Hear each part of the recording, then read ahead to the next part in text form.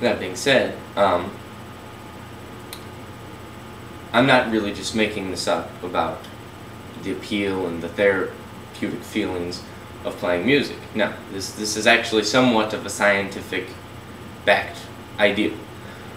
Many people feel that the whole interaction of life is what they call the harmonization of opposites. You know, you take two things that are not compatible and you make them work together. Just like a certain animal adapting and evolving to live in a particular environment, he's harmonizing his surroundings to himself. He adapts. Thus, all forms of playing music are essentially harmonizing opposites.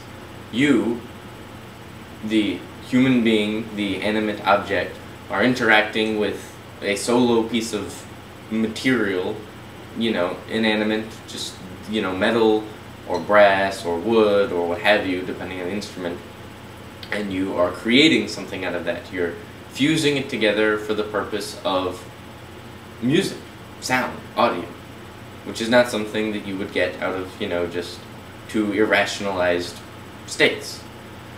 So, there is, in a sense, a musicological background to the scientific means of therapy that music provides, because, like I said, the harmonizing of opposites is not only necessary in existence, but it becomes a way of life.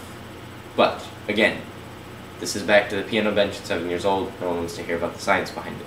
So, let's move it along. Now, all of us get up every day and go to work. Or if we don't go to work, we've got something, we've got lives. We have things we have to do, bills have to be paid, people have to eat. It's a job, you know, whatever it is, it's a job.